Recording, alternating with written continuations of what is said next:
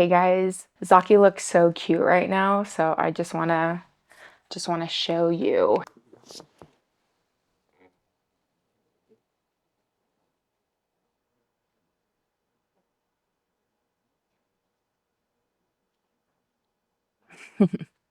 Okay, yeah, he just looked too cute for me to ignore. Happy week 1, the artist way, rediscovering the artist within. What a great week. Honestly, really enjoyed this week. I feel like it's been one of the most healing weeks I've had in a long time, where I just feel like myself. I feel good. I feel like I know what I'm doing and where I'm going, and amazingly, it's just so far I feel like a lot of my life just feels like it's fitting together, which is really nice in contrast to how I've been feeling lately within the past few months. That being said, let's get into it. What did I learn this week? What was going on in week 1? So this week was all about recovering a sense of safety. In her writing, Julia really touches on something that I think obviously all of us can relate to. Anyone who has this artistic urge and this artist within can definitely relate to these messages. Of course, that's why she wrote it. But it really hit me to my core and put a lot of tangible definitions, or put a lot of context behind some of the feelings that I have that I actually didn't realize were a part of the artist's journey. I didn't know that some of these feelings were a commonality between people who feel like artists. Man, and if I had known that earlier, I think I would have accepted myself as an artist a lot sooner, or a lot earlier. I thought it was abnormal. So let's get into what she's talking about. What really touched me was her talking about the shadow artist, which I feel like is a space I've been living in for like my whole life, really.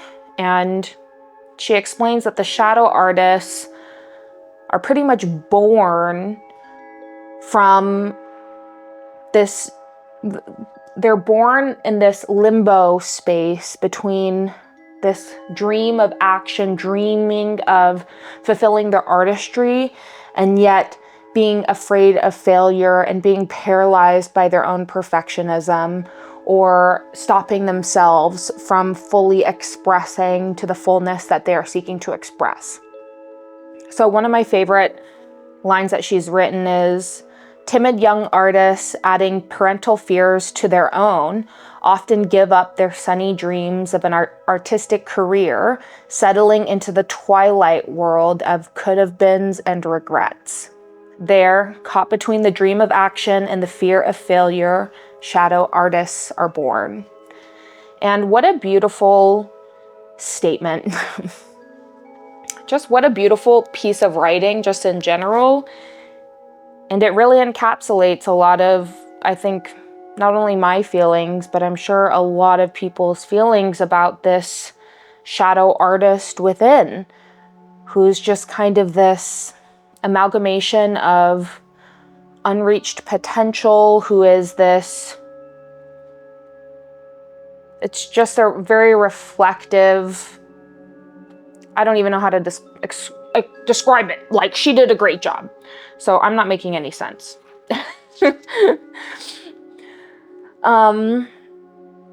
Something that was really interesting that I really enjoyed was a quote that's in the ledger as well. I'm just kind of reading through some of the things that I've highlighted, but one of the quotes in the ledger says, nothing has a stronger influence psychologically on their environment, and especially on their children, than the unlived life of the parent. And this reminds me of, well, my own life, you know, in some tangible ways. my mother wanted to be creative, and, you know, there are some thoughts and limitations that prevented her from doing that. And I'm sure I'll go into it at some point. The details don't matter, but I think a lot of people can relate to looking at their parents and seeing maybe what other life their parents wanted to live but didn't. And you know that they wanted to live it because they're sharing it with their children, maybe past their children's time or past the time that they would have lived up to that experience. I'm not explaining that properly, but I'll put it into a very tangible situation. I always reflect on Jim Carrey. He said in an interview once, or a series of interviews, that his father wanted to be a comedian or a performer or something along those lines. And so Jim Carrey, who is very lucky in a sense, was encouraged by his father to be very whimsical and express. But Jim Carrey also reflected on his father's unlived life, his father's dream of pursuing this creativity, this artistry, and yet wasn't able to stop themselves from being able to accomplish that or to move forward with that. They fed the shadow artist instead of the true artist, right? And Jim Carrey said that he learned a lesson that you can fail even when you don't follow your dreams. And that he decided, he was like, well, if this possibility of failure is a potential, I might as well go after what inspires me, what my dreams are. And I just love that, because I think lately in my life, I've just been feeling, especially not a sense of failure, but I've been feeling a big sense of stagnation for this career that I had set out for myself, right? The safe career, which ironically enough was a reflection of my shadow artist, which I'll circle back to. But I just really love that thought, or that reflection point, that you can fail either way, so you might as well move forward. Anyways, I wasn't even planning on talking about that, but here we are. Julia goes on to talk about the shadow artist and how oftentimes the shadow artist follows or shadows declared artists. You know, sometimes someone who's living in their shadow artistry may not take the leap or feel comfortable enough to express themselves in their own creative endeavors. So they will associate themselves and follow and befriend other artists who they admire, because these other artists are living out the life that they wish they had the courage to live for themselves. So I relate to this because she has a story about someone who went down this path of like business and finance, and he was very wealthy, but he was creatively unfulfilled. So he would go and purchase these art pieces and kind of like vicariously live his artistry through these art pieces and the artist friends that he made. And she has a few other stories that are very similar. Someone who was an aspiring writer who ends up marrying someone who was a freelance artist and supporting their work as a testament to the support that they wish they had. And Julia says, artists love other artists. Shadow artists are gravitating to their rightful tribe, but cannot yet claim their birthright. Very often, audacity, not talent, makes one person an artist and another a shadow artist. Yeah, there are a few things that she touches on that I really relate to. Artists love other artists. I love artists. They're the best. I just feel so inspired by them. Anyone who I sense a bit of artistry from, I'm so inspired by. When she says that shadow artists are gravitating to their rightful tribe, the sense of tribe from within, which, wow, I also really resonate with that as well, as someone who is seeking my tribe. I want to hang out with my people, people who understand me, stuff like that. She also says, but cannot yet claim their birthright, which is such a powerful sentence to me, because artistry is our birthright. Creativity is the very source of our life and our essence and our being, and this soul that's inside us is just pure creativity in itself. And so I love the idea of reclaiming your birthright as an artist, because it's not something that, I think sometimes we have a misconception about artistry, that it's a luxury, that it's something that we have to work really hard for. And, it's often met with a lot of resistance and a lot of resistant thoughts that suck all the fun out of it, to be honest. And I'm all about bringing ease to my thoughts in a way that my thoughts don't make it more difficult for myself. I don't need to make it more difficult for myself. So this idea of claiming artistry as your birthright already puts that sensation in your belly. And it isn't so much a matter of convincing yourself when repeating that, but a matter of tapping into that sensation. I'm not sure if that made any sense, but whatever. She's talking about audacity, which Doechii talks about in her artist way. And that was so great. I love that moment where she is just if there's one thing I have, it's the audacity. And she's all hyped up. I think that was, I think she actually talked about it a few weeks afterwards, but she just talks about having the audacity. And I think sometimes we think of audacity as making crazy movements, making crazy explorations. And I think what's the word I'm looking for? A metaphor, an analogy, a metaphor that a lot of people reflect, and even Julia herself reflected it in the intro. They reflect when it comes to tapping into your artistry is leaping off the ledge, jumping off the cliff, just leaping and letting the forces be your net. And sometimes when I think of audacity, it kind of brings up that same visual imagery for me, is that taking that grand, big leap. But actually, when reading this, I feel like audacity is not so much a huge leap, but it is the strength of honoring your truth within.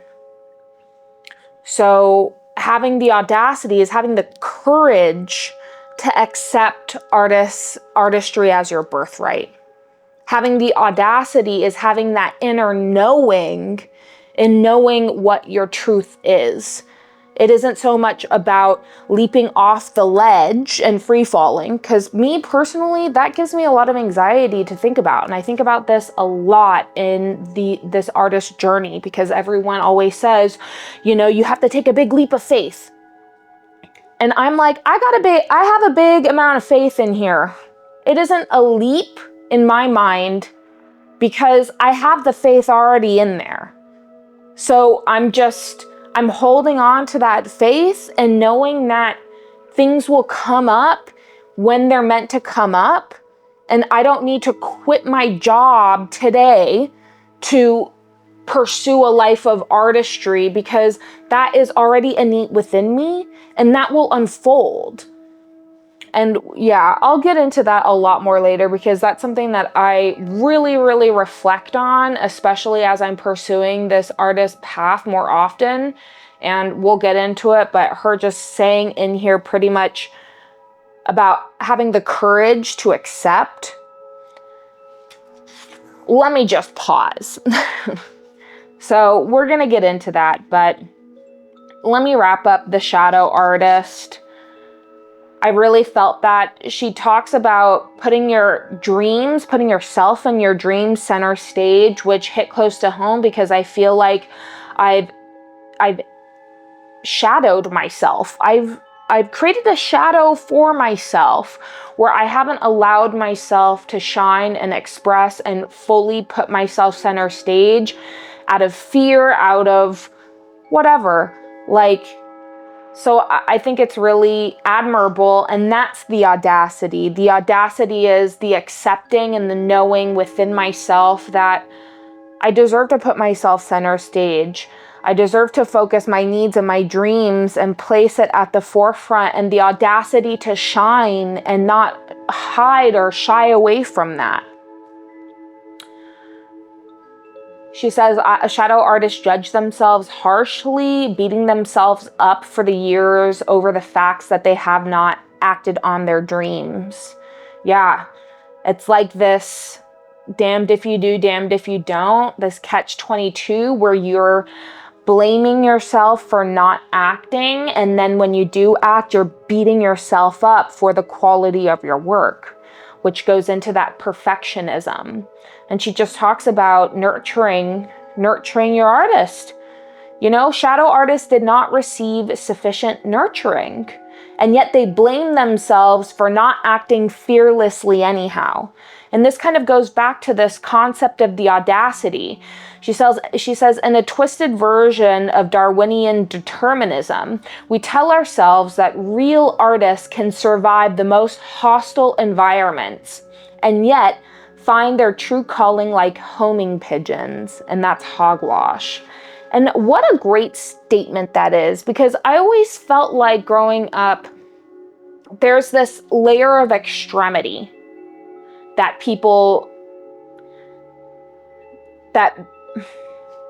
how am I going to say this? There are these polarities of extremity that are easy for people to understand when someone falls into one side or the other. This polarity system that we have of linearity. That might not make any sense, but essentially a lot of us have this all or nothing conceptions or preconceived notions, and I might have talked about this in my last video, but they think if I'm not doing everything, if I'm not leaping in at 5,000%, then I'm doing nothing. And that's something that I've kind of trapped myself into as well. And when I think of really great creative artists, we see them and we think, gosh, they're doing so much.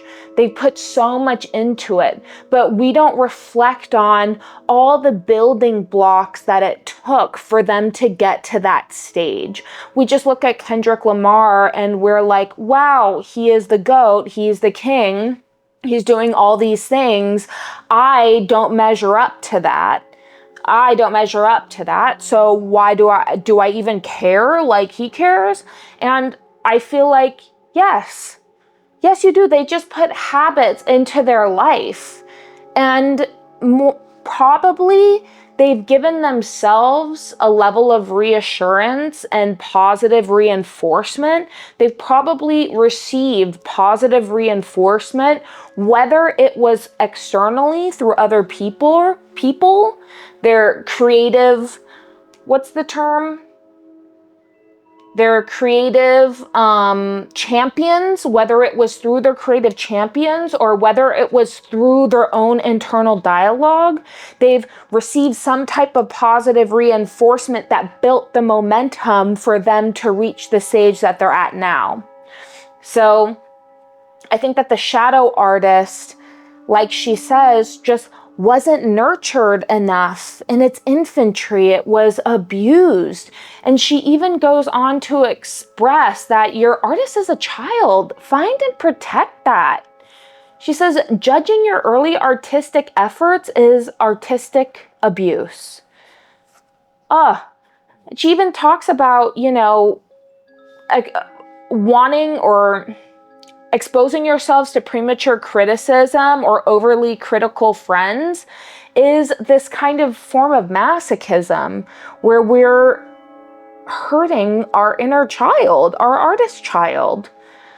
And yeah, it was just really beautiful because I don't think Even if you ask people who are very successful now, quote unquote, if you look at like any celebrity, they're going to tell you firsthand how much they get shit on. They have the hostile environment. And if anything, I'm sure if you ask a lot of them if they would rather trade their peace of mind for their fame, this hostile environment, all the negativities to their success, if they would trade it for just peace of mind, they probably would.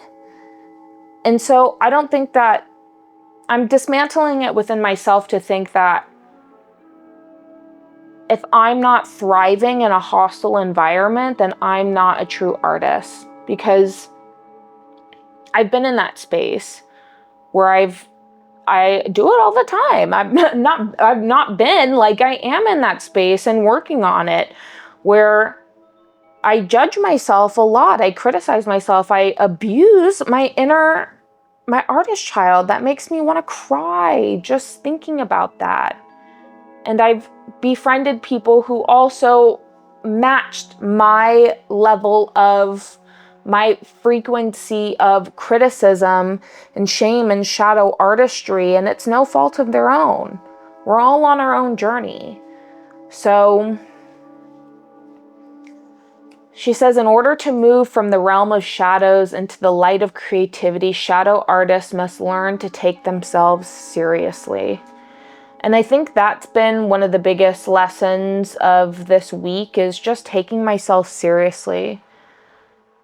Another theme is progress, not perfection, is what we should be asking ourselves. Creative recovery is like running a marathon. And I just love her. I'm loving everything about this. I'm loving everything about this. Okay, let's move on. The negative core beliefs. She has us write down or acknowledge some negative core beliefs and then turn them into positive affirmations. Some of the examples that she provides are things that really resonate with me.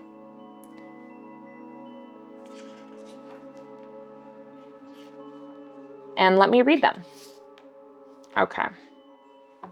So I have written down some of my negative beliefs, and these are a few that I've been uncovering throughout the week, and I'm sure more will come up. But I've written down some of my negative beliefs and the positive affirmations that I would like to substitute them for. And one of them, a really big one, which I'm really hoping to dismantle throughout this course, is receiving financial abundance and stability through my creativity is not possible, is difficult, or is rare. That's my negative core belief. So my positive affirmation is, I allow my creativity to provide for me just as I provide for it. Another is, the universe is my employer. I show up to the job by saying yes through my creative expression. My creative expression is capable of providing financial stability and abundance. These affirmations mean a lot to me because something that Rick Ruben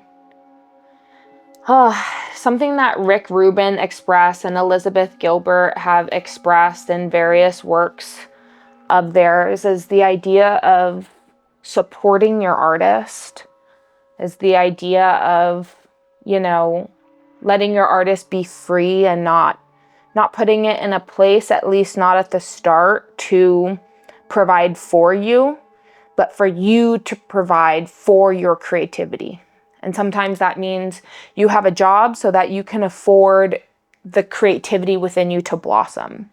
And I think a lot of people put a lot of pressure, and sometimes I find myself, as I want to go down this path and explore my creativity more, I kind of put this pressure straight away towards monetization. How is it that I can create a life? And I ask myself, how can my creativity financially provide for me?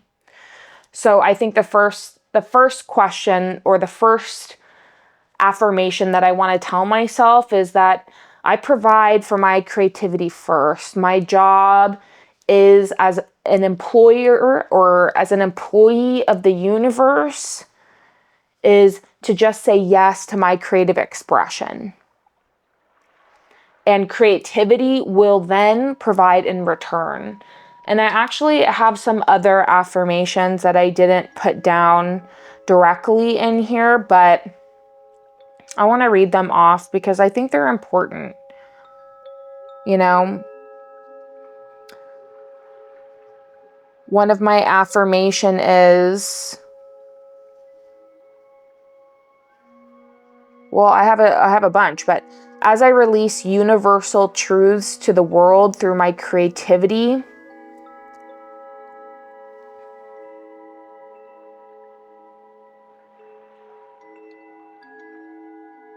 I didn't write this right. Sorry. I had to just take a second to read what I wrote, and I didn't write it properly. Anyways, as I release universal truths to the world through my creativity, the universe reflects abundance back to me. Outpouring the universe through my creativity creates a pour of the universe through me.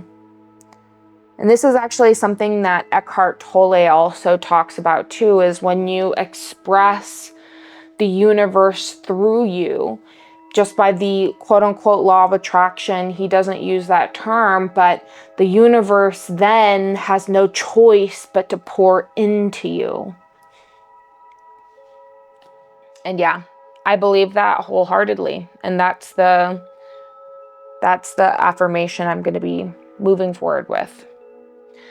Another one of my negative thoughts is that people don't like me and they don't care what I have to say, and they don't care for my creative expression. So some of my affirmations is what I create is not a reflection of me. It's a reflection of the universe. So first and foremost, if someone doesn't like me through my creativity, then it isn't about me. Even my life itself isn't about me. It's creation. I am just an expression of that. Another affirmation is, those who connect with my creativity are connecting with their own divinity. And my creativity has the power to allow people to connect to themselves. Another, just for a reminder, is you are inherently lovable and likable. Not just lovable, but you are inherently likable. And lastly, any resistance towards your authentic expression is a reflection of someone's resistance towards their true selves. And I show them love and I hold space for them.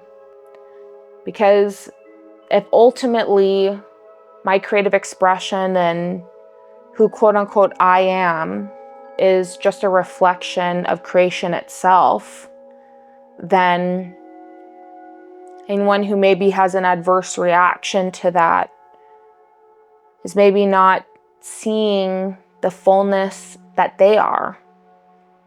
It's namaste, right? We're all the same. We're all one. We're all the same essence, just in these different fun experiences and flourishes of creation. And I don't want to, sit here and say, you don't have the right not to like me, because you do. You do have the right. Or I also don't want to say,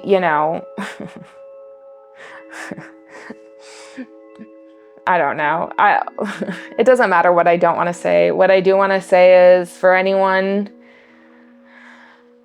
who just doesn't vibe with my vibe, it's cool. It's cool. That's something that I need to remind myself, is that, just like how I don't vibe with everyone's vibe, and I also don't show them any animosity towards it, or at least not anymore, because there was definitely a time in my life where I would, but that was a reflection of my own state of consciousness at the time. That's a reflection of who I was at the time, and I was rejecting the larger part of myself. So that's why I show them love and I hold space. And just let people be. Let them not like me, you know? But can I let myself like myself? Yes, I can. My third thought that I have written down is my creative pursuits must have an important purpose and yield a grand result. That's one of my limiting thoughts. And my affirmation is, my creativity serves no purpose other than to fulfill God's will simply by existing. Just like how we exist as humans and we don't have to do anything to justify our existence, that birthright of existence, that birthright of creativity that lives within us, there's no purpose other than it's just what the creative universe wants. Just like how a rock, you know? I don't think there's any rhyme, reason, or purpose for a rock except for the one that we give it. And we don't have to give it a purpose. You know, maybe we give slabs of granite. As humans, we give slabs of granite a purpose. But what about the rock that you find on the side of the road? Like, it doesn't have a purpose. It's a fucking rock. And so, I want to be a rock. It reminds me of Kiki Palmer in her Amelia de Moldenberg interview, chicken shop date interview, and she's like, honey, I would be a rock. And that's how I feel. It also reminds me of Everything Everywhere All at Once, where they're just like in the rock parallel universe, and that's how I feel. I want to be a rock. All right, let's wrap this up. So some of the tasks that we did this week is pretty standard stuff. We had the morning pages, the artist date. She asked us to list out some creative enemies throughout our life. And I'm not going to read the circumstance or the people or my reflection, but I had a really great reflective moment with that exercise. And it made me realize that I am just ready to let that shit go. Going through my creative enemies, these experiences that I've lived out in the past, I just realized, you know what? What am I holding on to this for? Why am I holding on to this? Like, this happened so long ago, and when I really sat in reflection for the people who I felt had hurt me at that time, or who I, felt pain from their statements, words, and expression, I kind of sat in that reflection and I realized they probably didn't know any better, and it was just kind of this testament to karma, and it was a testament to the limitations of our own consciousness at the time. I also don't know if I'm looking at that situation through the lens of truth for their true intention, or am I looking at it through the lens of my own state of consciousness then? Because there were experiences that I had where, I interpreted something to be nasty, but at the time I was interpreting a whole bunch of shit to be nasty. And I know that because there have been times in my life where maybe someone has made a comment or something that in a different state of mind, I would have really taken to heart. They've made nasty comments that I would have let defeat me, except my state of awareness at the time was very positive. And so it brushed right off me. There have been times where I felt like I'm on top of the world, and your comments don't have an effect on me, because I know my truth. So that was a really interesting thing to reflect on, these circumstances, these people. It's not a reflection of them. It was maybe a reflection of my own state of consciousness. And people sometimes need to live and learn. Lord knows in my past, I've said nasty things to people that aren't a reflection of my true self, and that I look back on with, shame shame that I myself am trying to release. And so it was a really beautiful moment to hold that space for those people, to hold that space of forgiveness, and to give myself the grace to move on, to give myself the grace to just move forward and recognize anything that someone says isn't a reflection of them, but it's a reflection of my own internal state. And you know what? I can work with that. I can work with that. When someone says something that bothers me, it's because I'm holding on to a thought or a feeling or a vibration that rubs up against that activates that feeling. And so I have to accept responsibility within myself. It doesn't mean it's okay, but that's why moments like this in life where you can look back from a state of healing are so important. And that's why it's just been really great to get there. She also has us go through our creative champions. Something that I realized is that, I had a lot more creative enemies than I had champions. And that's not because I haven't had champions in my life. It's because we have a tendency as humans to focus on the negative. So it was like really scraping through. And when she asked us to list our enemies, I'm like, ooh, boo, boo, boo. And then when she's like, okay, list your champions, I'm like sitting there having a hard time thinking of people. And then after a while, I was like, literally, this person complimented me the other day. Literally, someone complimented me the other day, and I didn't allow myself to sit and recognize and see it as a creative champion moment. So I wrote a good amount of people, and I'm really happy about that. And I also held space for those people as well as humans. And I'm just excited to move forward and give myself the opportunity to really receive the compliments of my creative champions and to receive the positive well-being and the positive wishes of the creative champions in my life. And I want to open my eyes to all the creative champions that, frankly, I've been overlooking. So, yeah. Lastly, I recognize myself as both my creative enemy and my creative champion.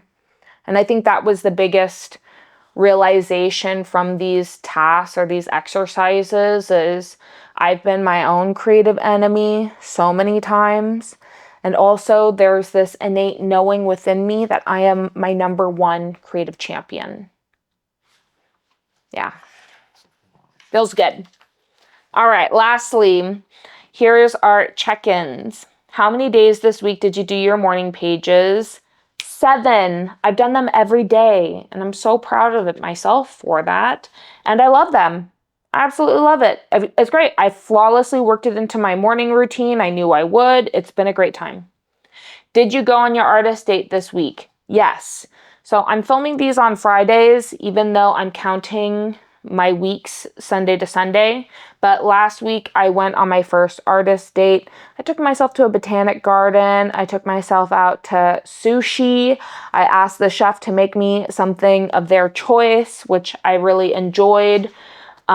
Just giving them creative freedom. I got some Italian ice cream. It was a great day. I enjoyed myself. Lastly, she asked, were there any other issues this week that you consider significant for your recovery? I think I already went through them, to be honest. It was a great week. I feel like myself. I feel really excited about week 2. I've also decided next week that I'm starting 75 hard. It's not going to be 75 hard. I'm calling it 75 strong because I'm doing a 75-day challenge, but I'm adapting it based off of my needs, right? I'm modifying it to meet progress, not perfection. And I'm doing it in tandem with the artist's way. So I'm sure I'll talk about that tomorrow or next week, I mean. Week 2. Let's get into it and get out of here. All right. Week 2. This week addresses self-definition as a major component of creative recovery. You may find yourself drawing new boundaries and staking out new territories as your personal needs, desires, and interests announce themselves. The essays and tools are aimed at moving you into your personal identity, a self-defined you. Okay, let's do it. Bye.